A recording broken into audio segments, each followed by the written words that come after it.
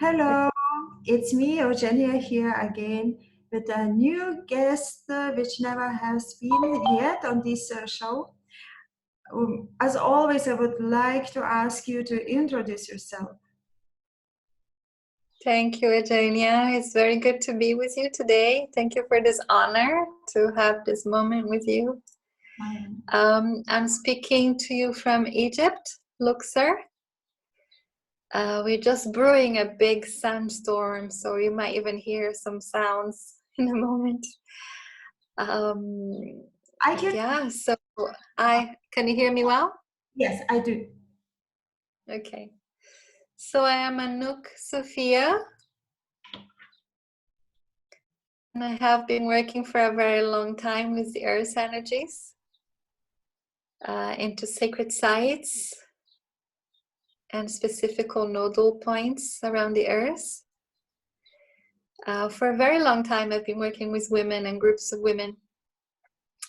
In my past, I have been a voice therapist, and also I do past life regression. So it was always about the earth. It was always about nature and the energy within nature, within the sacred geometry in the earth, and then ancient temples and wisdom that was left to us, sometimes by us. So we may have been the ancient ones that returned. So my work has been about the memories, about inspiring people to gather their memories that are stored in the earth, again, through the trees, through the waters, through stones, and of course through the earth energies. Some of them are ley lines, some of them are just earth energies. The ley lines are marked lines from A to B, where the earth energies are all around us all the time. There are some famous ley lines, which some people are aware of already, but they're literally more like a line, which is, say, for example, from the Giza Plateau to Newgrange in Ireland, or the one that travels across Great Britain. So those are famous ley lines. And then we've got the earth energies, which are always currents of energy that are continuously moving across the earth. And sometimes they move slightly in location, but they tend to be they tend to meet or converge in nodal points, but they're kind of like a bit like dolphins, they jump up, and so they go over the earth and into the earth again, and sometimes they meander like a river. So they're not necessarily a straight line. So this is the difference between ley lines and earth energies. Ley lines are earth energies mapped out in the countryside, basically. So yes, this is a little bit about what I do. Okay, thank you so much. As you are saying, your journey started 20 years ago and still goes on. Nowadays, I think the awakening process is quite easy because we have a lot of information to read about, and we have a lot of guides willing to help us. How it was 20 years ago? Have you tell a little bit how it started with you, which situation you have been, and how changed your life? Oh, thank you for asking that question. But I never had a timing. It was always really since I was a child. I remember having visitations. So what I call Mother Mary. I was living in a convent. I was alone. I was 3 years old, and I was left in a convent. And so I could go to a special place in this convent, and this was in the former Yugoslavia. And I could see this beautiful lady, which to me was Mother Mary. Of course, I was in a Christian Catholic background, and obviously a Christian convent. So for me, she was the beautiful woman that is depicted. And the connection we had, or the communication we had, was a blue. It was like hues of blue, so there were no words, but there was this blue. I can't say that obviously they were resonance based communications, but I could see it as like a dusty blue. That's how I describe it. It's a deep cobalt dust. Wow. So it began a very long time ago, and I could have that deep communication until I was 6. And then, this is usually when children lose it a little bit. And I was always very open. And then I remember at one point, I wanted to be a normal teenager, and I rebelled a bit, and I didn't want to see or hear anything. I didn't want to touch people. I didn't want to see the difference of what could create change through me. I didn't want to do that anymore. I wanted to be normal like every other teenager. So probably I shut it down from the age of 15 until about, I want to say 22. So I had a little break where I just thought, I just want to be normal and be a teenager, but it was never very far away, this knowing, this gnosis that we're always in communication with allies and helpful beings that assist us. So And to me, she was not Mary, but she may have been just, a future version of me, or the essence of the great goddess, nameless. For me, it was easier to name her that because I was growing up in that tradition. Yeah. So what happened when you have been 22 years old? I got married, and I was more settled, and I was living in England. Nothing particularly happened. Let me think if there was anything that happened. No, nothing really happened. I think I all of a sudden decided now I was a grown-up, I was married. And so maybe that was the difference from wanting to be a teenager and like being more free with the world and doing whatever I want. And then finally it's like, okay, I had my freedom. What was the next happening? What invited you to explore more and finally, little by little, start traveling around the world, doing researches about the sacred places? Because as I know, you have been living also in the southern France and other beautiful places. Yeah, thank you for the question. Yes, absolutely. That was just, of course, not coincidence, but I was living in many sacred sites. I was living in many sacred places very near sacred sites. Of course, anywhere we live is sacred because there we are and we are meant to be there. We are in communion with the earth and in symbiotic alignment with the earth's energies. So at 22 I was living in England. I wasn't too far from Stonehenge, for example, in Avebury. I remember, so by then I can tell you this story. This is a good story. I must have been 25 and I have my little boy with me, and my marriage wasn't all that I dreamt it would be. When you're young, you think, you meet this gallant knight and everything will be the way you dream as a child. Of course, it was just a normal marriage, and I'm grateful for the 3 children, but I was having a hard day and I went to this village with my children. I had 2 children, so I must have been 26. So I'm walking in this little town. It's called Alfriston. Anybody that is listening and knows the southeast of England, there is a very small town called Alfriston. It's very ancient, and the Druids have been there for many years. And I walked past this one building, which is, I think is a Georgian building now, but it had been built with big stones as keystones, and these keystones were actually from the stone circle nearby. It's no longer a stone circle, but if you now know what they would have looked like and you feel where the energies are, you would discover it. Mm-hmm. It's not too far from the little church. So I walked past this rock. It was really a rock at the edge of the pub. Today is a pub. And the rock spoke to me. I thank you, because I had forgotten about this story. Thank you for the question. So the rock said to me, listen to the stones and follow the waterways. Wow. Oh. So I was a bit shocked, although, you know, I was always connected. I was a bit shocked. It was such a clear message from a stone that had now become a pub. And I started researching about the stones in that particular place and found out about, you know, yes, it was a druidic place, very ancient druidic place. Mhm.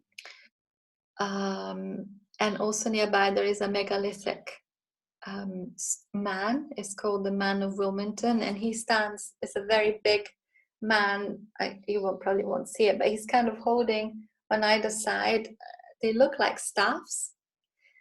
If you Google it, is the Long Man of Wilmington. So he was built in the megalithic times. Nobody knows very much about it, but he's still drawn in the country. So it's like the side of it's not quite a mountain, but it's like a hillock. Mhm. And so some people say that he was a giant, like, you know, in the mythology of Ireland. So it started opening up, you know, the Celtic mythology, the Druids. Why did the ancient build stone circles? You know, what is this man representing? Or is it a woman? You know, some people say it's a woman, and he's holding this staffs on either side. What's the power of the staff? And you know, is it a portal? And if you walk through the countryside, you know, once you have a little bit of an understanding, you will see a lot of earth mounds. So in the end, I was finding the earth mounds of ancient, you know, very ancient past civilizations, and later the Druids came along. So yeah, that I could say that would be a very turning point, a very big turning point where I had no choice but to go deep into the wisdom of the ancient. So So ancient is, what was the next goal where you had because I know as it starts, that's the opening the door, and then you are pushed to leave. That's always what happens, because we need to run, and that's what happened to me. And so what was the next destination? yeah, you're very right. You're very right. The next thing was I moved to France. I moved to the south of France. Mhm. And I am living there for 9 years. And that's, you know, I'm still being a mother and my children are growing up. But there is a lot of information now in the waters. There is hot springs, and it's this ancient knowing that it was once the fountain of Diana because the Romans came after. But before, it was a power place for the ancient people called the Gascon, or the Vascon, VA, or later became the Gascon. And so today it would be known as Gascony, this region.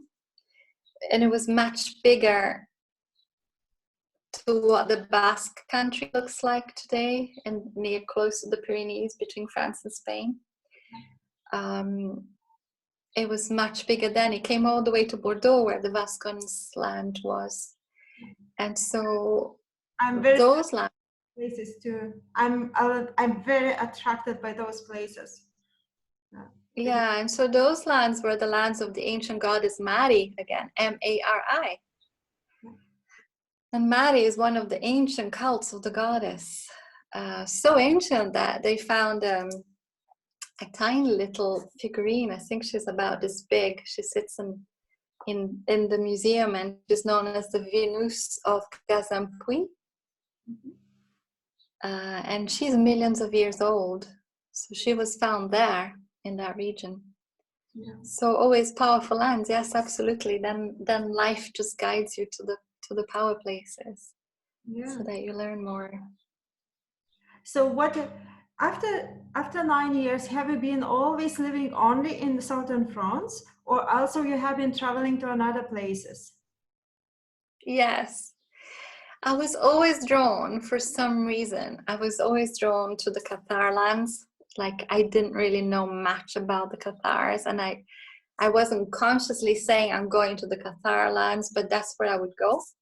So I did a lot of driving there, because I was about 2.5 hours away.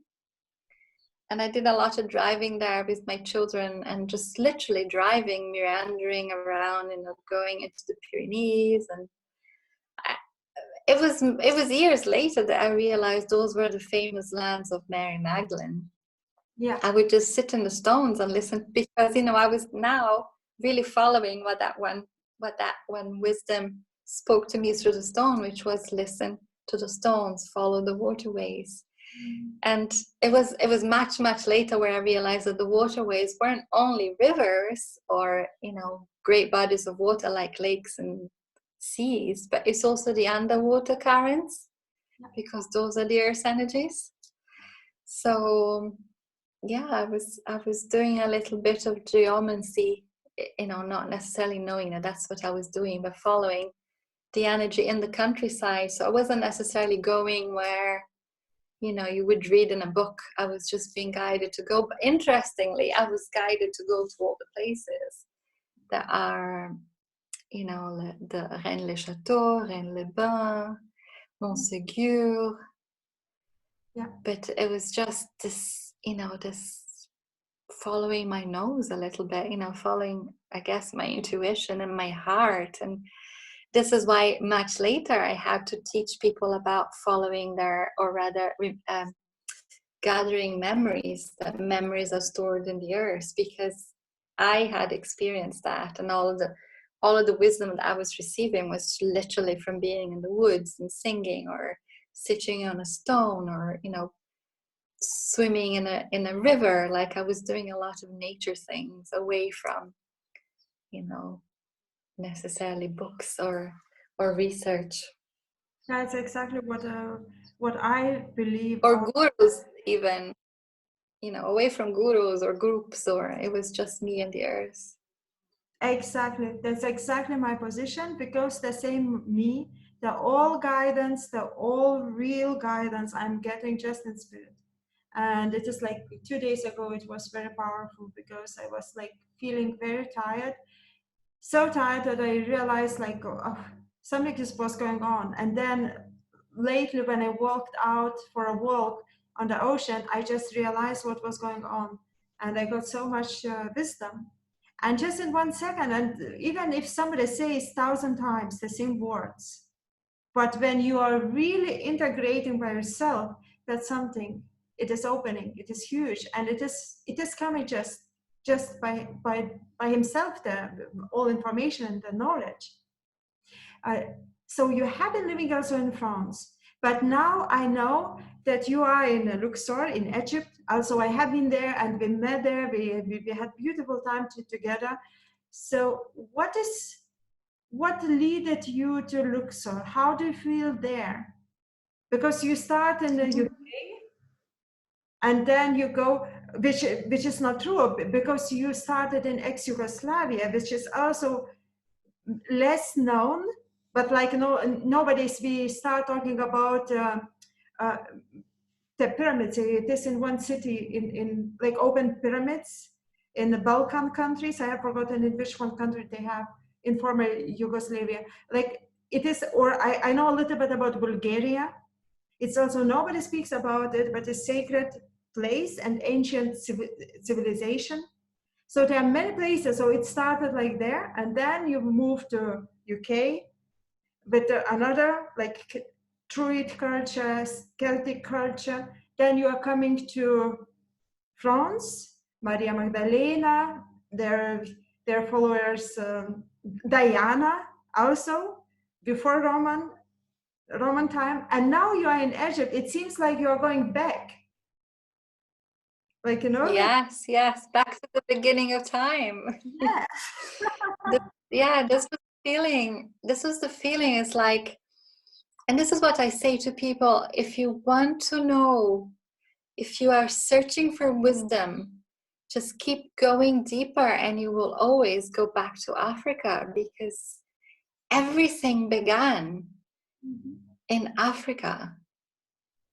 And I wasn't aware that that was so, but the deeper I go, the more I understand that everything comes out. And yes, we would say ancient Egypt. Of course, they weren't Egyptians. This land wasn't called Egypt. Like, the Celtics and the Druids, they weren't called. The Celtics were more called Celts. The Gaul people, but the Druids weren't called Druids, or the Essenes necessarily weren't called Essenes at the time. So it's a little bit of allowing, it's a bit like you will read a book from cover to cover and you go, oh, now I know the story. So I would recommend anybody listening to this is that's not the only story, that when the book ends, that's not the end of the story. So keep going deeper, because the more you literally, you know, knock and you will find, the more you search, the more you will get closer. And for me, the more I looked, it was returning me back. That also, when you read a book, don't take everything from the book. Just in each book, whatever you take, it is journey of somebody. Make even with a book your own journey. Take from the book what resonates with you, and leave another things which doesn't resonate. And don't believe it is everything true. It is just take what is exactly for you. And because especially when I was traveling last year, exactly at the same time, exactly 1 year ago, I was in Vietnam, and I was going to the sacred places. And I was lucky to get a spiritual guide, a lady who was always repeating, like I was in the group, the only one interested for deeper information. And she was always saying, sacred secret, sacred secret. You know, this is appreciation for the information. So not everything you can find in the books. Absolutely. Absolutely. Sorry that I interrupted you. Please go back to your like, you know, about your self-telling. Yeah, but this is an important point that you raise, because exactly, we each have a piece of the puzzle. And so we may get inspired by, you know, an ancient writer or a modern teacher, but we are also the teacher and the master. Yeah. And we have a piece that nobody else has brought. So yes, write your own story, write your own mythology, because you are creator of the history for the future. So whatever you're doing and being in this moment is a legacy for, you know, the future. You know, one day they will come and they will look to see what we were doing, what did we leave, you know, what is the legacy that we chose to leave behind for future generations. So yeah, absolutely. Yeah, so what was I was talking about Egypt, ancient Egypt, and how I ended up here. Well, I was leading 2 tours. I was fortunate that I had come, and it was about the mountain again. It was the stones. I had arrived at Hatshepsut temple. She is a very powerful pharaoh. She's a woman pharaoh. And I was at her temple, but of course her temple is magnificent, and her story is a very powerful story of power and love and resilience. But beyond that, there is a mountain. And this mountain is the mountain where all of the kings and queens are buried. So this is known as the Valley of the Kings and the Valley of the Queens, and Hatshepsut temple sits on the outside of that. And so when I saw the mountain, I knew I wanted to come back to be by the mountain. So I was coming back to the 2 tours the following year. So I promised myself that between the 2 tours, I would stop here by the mountain and literally sit with the mountain. And I had booked myself a week to be here and realized that a week wasn't enough. So I was going to stay a month. And then I looked for accommodation and then ended up signing a 1-year lease, because I knew that I couldn't leave. And I was lucky enough that I was in that time in my life that I didn't have anything to go back to, so I could just stay. So it was actually a little bit of a crazy story. I came to stay a week and didn't leave. That's how ended up living here. wow. And now Yeah. you're just in front of the mountain, and Yeah. from the side, the Queen's Stall. Yes.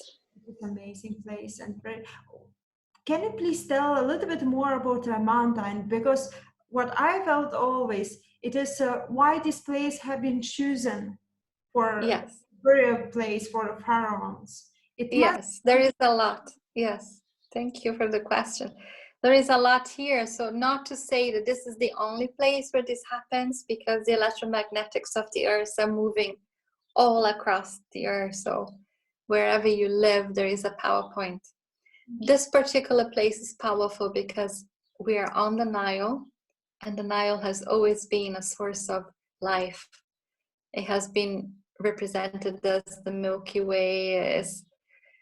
It is also represented as Isis, or the tears of Isis.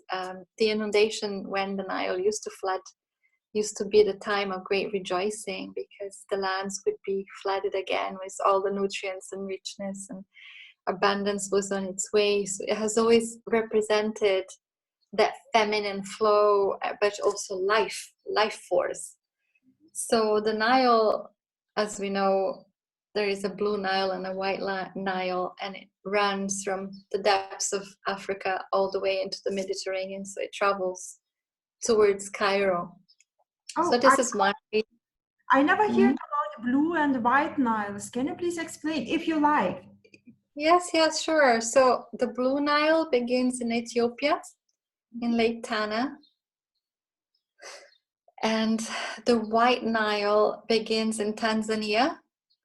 Some people say that it's on Lake Victoria, but there is a stream that begins on the Zenzori Mountains, which is in, where is Zenzori Mountain? It's just outside Tanzania, Rwanda.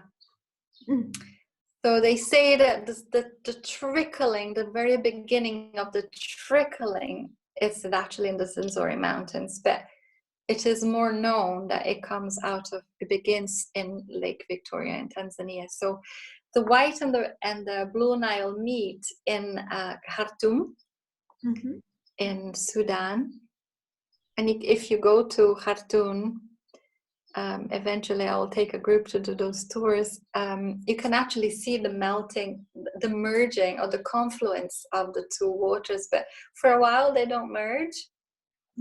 So you get to see how they meet, and then they become the Great Nile, from Sudan towards Nubia and Egypt, and all the way when it goes into the Delta and then releases into the Mediterranean. So so the Nile is powerful. Then we have, particularly here, the mountain. The mountain is known as, there is a name to it, and she's known as Meret Seger, and this means the lady who loves silence. So this is, if you like, history or mythology of the lands, but there is always something in, stories that people tell. And so she is this great lady who loves silence, but she also holds great secrets. So not only in her belly, in her womb, she has pharaohs and great queens and all of their families buried, but it also contains a lot of energy. It's holding a lot of energy. So whenever you come closer, there's some magic here, some mysterious sacredness, as you say, about being here, and certainly an energy that is, if nothing else, is happy.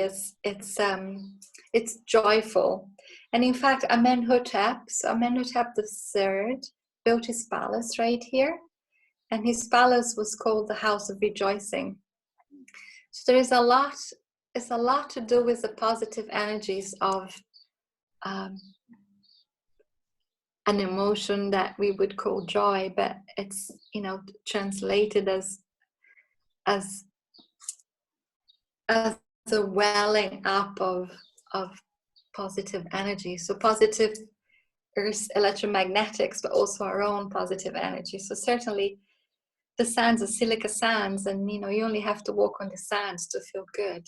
If nothing else, it's a powerful place. And another thing that's important before I forget is the Nilotic. It's called the Nilotic meridian, and this meridian travels all the way, so past here, but it travels all the way to the Great Zimbabwe, and it's supposed to be a very powerful, I think now we would call it a ley line, because it follows a path, and it's mostly following the Nile path, but then it goes past Timbavati, where the white lions are, the sacred beings, the white lions, and it goes all the way, it hits the Great Zimbabwe. So yeah, a lot to discover when you come to Luxor, for sure. I was there quite time, and it was not enough. And I'm so happy because now I realize that actually your house is just between the place of rejoicing and the mountain of silence. Yes. You have quite both sides. You have just few steps to one side and a little bit more, few steps to another side. That's amazing place, and I'm very happy for you that you have this opportunity. And you mentioned, because the mountain of silence, it has in his belly, in his womb, the pheromones, and you are also working with the womb, healing the wombs of women and with sacred feminine. Can you tell a little bit more about these? Because you're also offering sessions. That's very important to know how it goes on in your sessions, how you decided to, how you became the healer of womb. Thank you. So I call them womb sessions, and they are very similar to a guided meditation and a very light, sleepful dream. So it's a bit like being in the state of between wanting to fall asleep but not quite there. So it's what I call a soft space, a nurturing space, just as if you're in the womb. And I guide it with my voice. And basically what happens, this is how I explain, is that the womb is a portal, because it is through the womb that a new life comes through, whether it's obviously a human child, but also any projects, or even the desire to birth something new, or even birth yourself anew. So all of that is in the ancient teachings of India, they would be called chakras, and the second chakra is all to do with the creative state, the creative flow. So the womb not only holds the potential for the portal of a complete new human life to come through, but our own desire to rebirth ourselves, because we're always in the rebirthing. Some people say every 7 years, some people say every 9 years. I sometimes feel I'm in it every 6 months. It's speeding up for sure. So so basically it's the womb becomes an oracle, and so you have your own wisdom within the womb, and we allow your wisdom to speak. So this is why we go into the subconscious state, by being in this soft, completely present but a little bit sleepy, just by my guiding, just by my voice. So what, and if you don't finish, please go ahead. Or my question, what kind of women, or maybe also men, are you attracting, you are offering the service to help? Yes. Well, a lot of it has been women that had been perpetrated for a long time. I had a lot of women that felt violated, perpetrated, not only because of sexual abuse, but also because their power was perpetrated, and a lot of our power is also in the womb. So a lot of that healing and clearing was through the womb. So I was getting a lot of clients connecting the voice. So if you know the vocal cords, if you look at a depiction of the biology of the body, the vocal cords look a bit like a yoni, the way it opens when it speaks. Yeah. And so the womb and the voice have a lot to be connected. So it's imperative that women feeling disempowered or violated in some way, not necessarily, through the sexual act, but feeling disempowered because it's been shut down for whatever reason. It may be through the matrilineal line, and I'll explain that. So the matrilineal line, we are connected womb to womb from you're in the womb of your mother when you're being gestated. So during your gestation, you were in the womb of your mother, but your mother was in the womb of your grandmother while she was carrying, as a fetus, she was already carrying her eggs. Mm-hmm.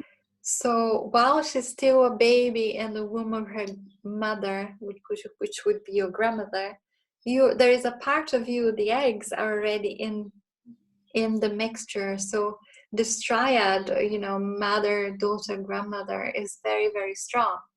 And then if you see the weaving, it goes womb to womb to the very first woman. So hence why so much is matrilineal. And then in biology, we know that the mitochondria, which is a part of the cell, carries the information, so the genes information on the matrilineal line for 7 generations. So it's very powerful, the work through the womb, because we can clear sometimes dreams that were not ours. So something that wants to be birthed but isn't even ours, and we are carrying it, but it's not ours to carry. So a lot of healing came from having women realizing that maybe at a time in the incarnation of the grandmother, she went through a lot that passed on to the baby, which was your mother, and then passed on to you, for example, because you are part of the process of, being carried in the womb. So also that was a powerful recognition that the womb also carries memories of what may have happened emotionally. So releasing the emotions of the matrilineal line was very important, so that you could then clear the way for your future. Another service are you offering now? It is regression sessions. How it came into your life and how you started doing it? Yes. So this is it. So the womb becomes an oracle. A lot of it was about clearing the womb and empowering the womb and returning it as a place where it was ready for birthing something else, really ready for conception, whether it is a human baby or whether it is a new project or whether it is an aspect of yourself that you want to bring forth. But what was happening all of a sudden is that people were going through the womb and then having experiences of bringing forth a lot of knowledge from past lives, which I call, life within lives, because there is no really past, present, or future, but it's easier to say that is a past life.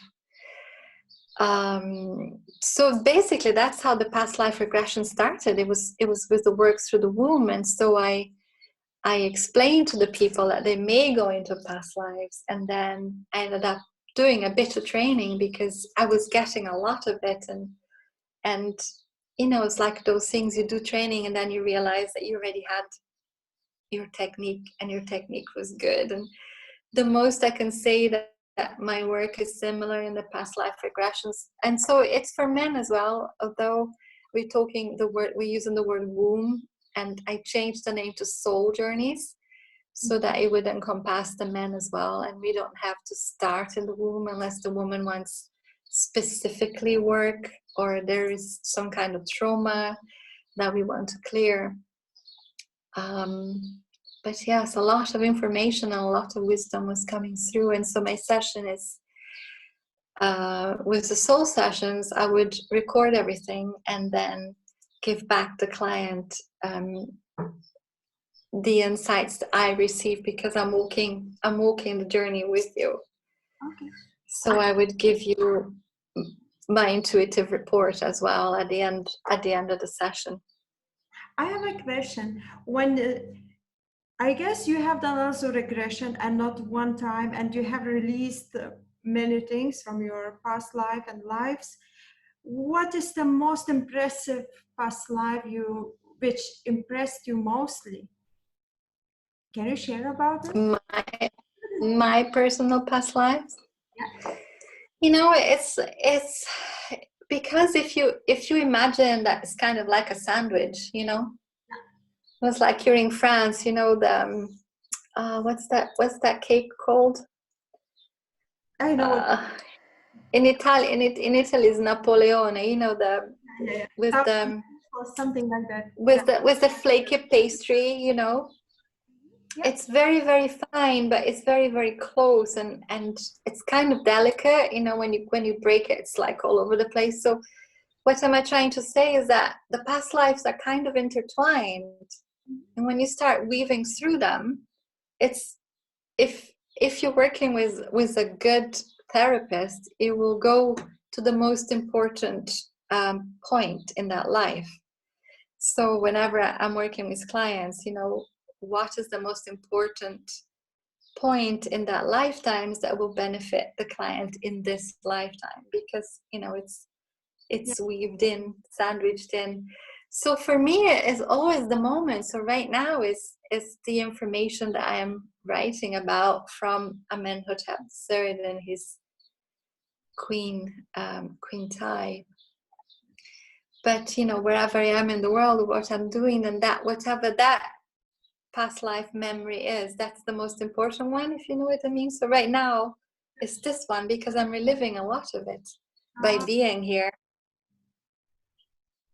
Yeah. Can you imagine? And because now you are exactly there, like writing this book about Amenhotep and Thai, their life together. Have you been the queen? Yeah. Have been the pharaoh? And then can you a little bit share from their life, a little bit, just a little bit, to get taste how it was? If their palace was called rejoicing, how was the Yeah. if the life was really?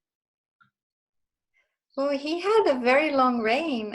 He had a 37-year reign, which is a very long reign, and it was a peaceful time, a very long time to have a peaceful time. You know, the pharaohs later are very keen on leaving all of the wars and all of the, you know, the great battles that they won, and he was so much about leaving the legacy, so creating the temples. So he built a lot of very powerful temples here for the future. So I think they were far more thinking about us in the now, or maybe more aware that, you know, that there would be a time that we would come along and want to know, you know, what, why, and how. And so there was a lot of information left in the temple, so inscribed, as in, you know, the symbols that are carved in the temples, but also transpiring through the stones themselves, you know, because the stones are made of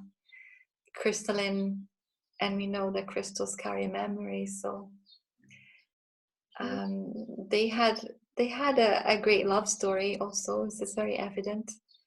He builds her the palace. So Amenhotep III builds Queen Thai the palace, and she was quite a powerful queen for a time where, although women have always had power in Egypt and there were equals, have always been, more or less, in ancient Egypt I'm talking about, lesser now.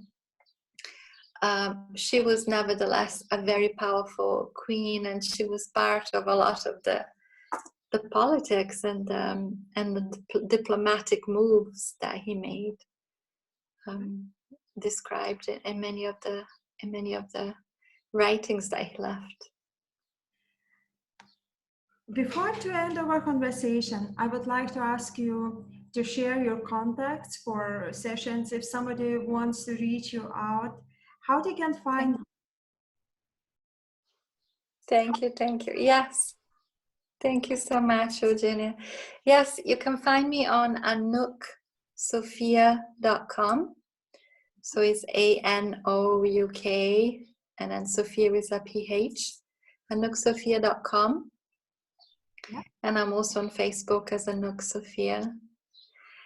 And I would like to share, if that's okay with you, I've been working with singing an ancient prayer of the Essenes. Do you have time for that?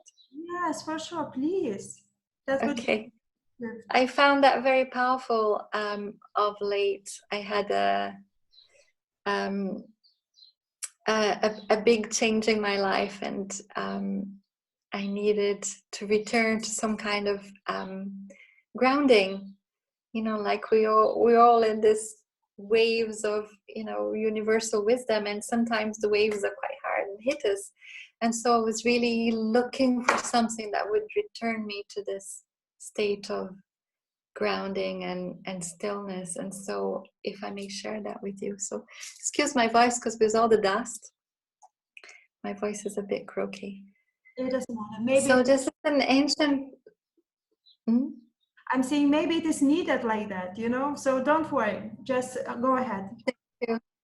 Yes, and it's not about my voice, it's about the words. They're ancient words, they're ancient language, which is the Aramaic. So it was sung by Yeshua and his people at the time. Later, the people became the Essenes, and later possibly the Cathars. I held a lot of information. It is said, and very near here on the other side of the mountain where I am is Nag Hammadi, where they found some of the scrolls, which were also Essenes. So it's all very local. And this prayer song comes from an amazing being called Lars Mool, and I'm sure you'll write his name down later. So it comes through him, and he teaches a lot, you know, of the power of the ancient words. Like any language, you know, any ancient language holds the vibration of the wisdom.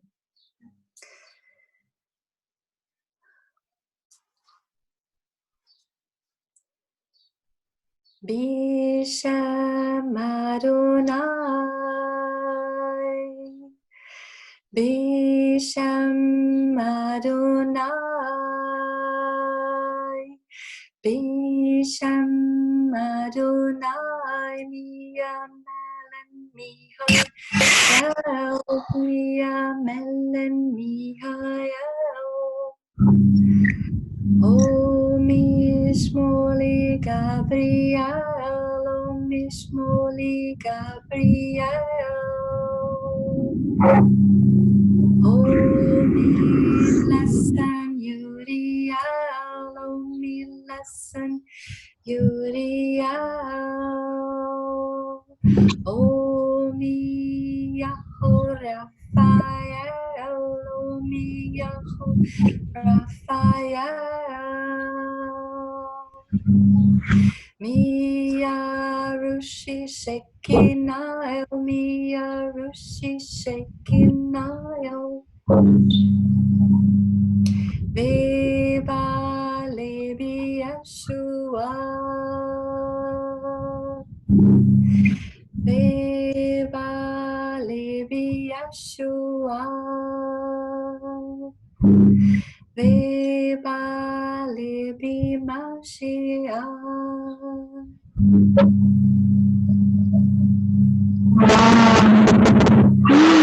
Oh my God, that's amazing.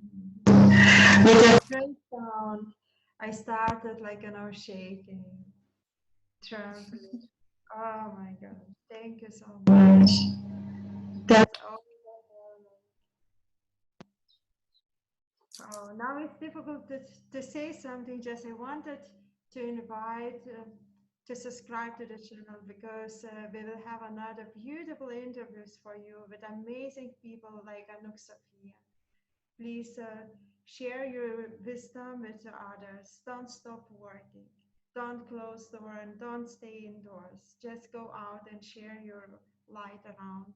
So, and also, because that's the pray, and we have another side, which 5D prayers for peaceful resolution of conflicts.